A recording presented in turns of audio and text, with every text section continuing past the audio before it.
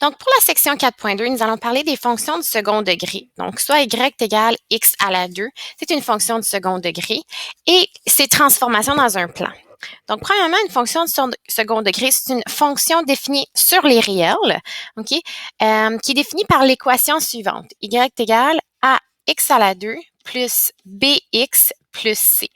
Le fait qui caractérise que c'est une fonction de second degré, c'est l'exposant 2. Donc, tu vois ici, exposant 2. Donc, si on fait un tableau de valeurs, lorsque mon x est égal à moins 3, quelle est la valeur de y associée? Donc, qu'est-ce qu'on doit faire? On doit seulement remplacer le x par moins 3. Donc, si on remplace le x par moins 3 à la 2, je vais le faire dans la bonne case, ça va être moins mélangeant. Donc, moins 3 à la 2 qui me donne 9. Donc, voilà ma valeur.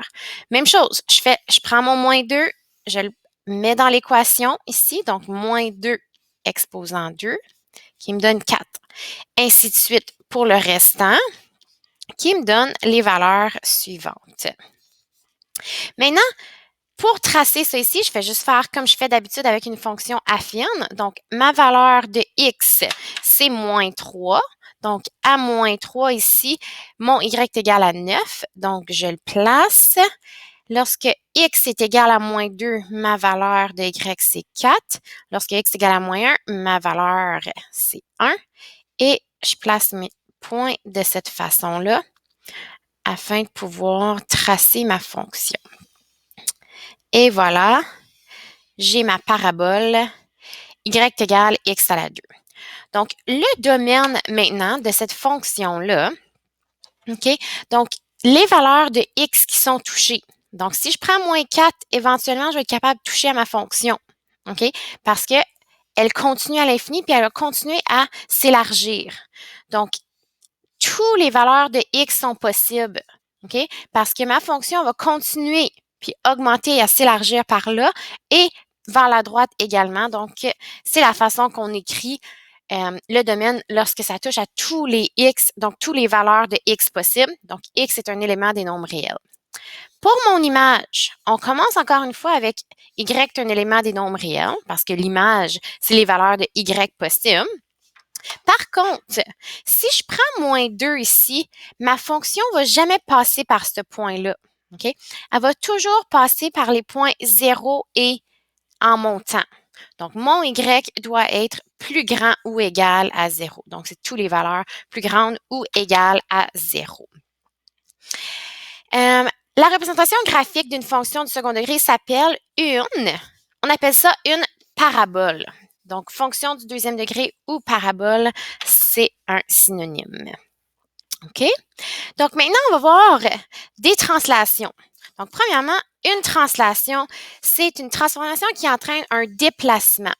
Donc, c'est un déplacement d'un ensemble de points vers une différente position.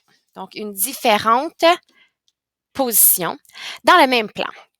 Donc, si on a nos points initiaux qui sont x et y, bien, s'il y a des transformations telles que la translation, bien, c'est ça que le h et le k y font. Donc, si j'ai une translation horizontale, donc horizontale veut dire soit vers la droite ou vers la gauche, OK? Donc, la translation horizontale est représentée par la variable h. Donc, la variable h qui est ici. OK? Donc, je vais juste effacer celle-là pour pas qu'on se trompe avec les couleurs.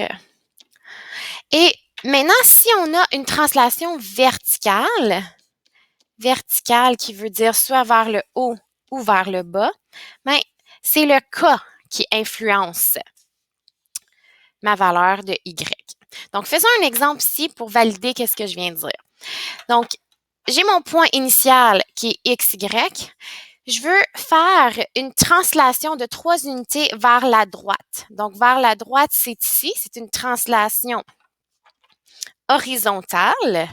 Donc, la translation horizontale, c'est mon H qui est représenté ici. Donc, il affecte mes X. Donc, qu'est-ce que je dois faire? X, il va être affecté. Puis, si je veux une translation de 3 vers la droite, donc je vais faire X plus 3. OK? Donc, mes x se déplacent vers la droite. Donc, tous mes x vers la droite, x plus 3 est représenté par cela.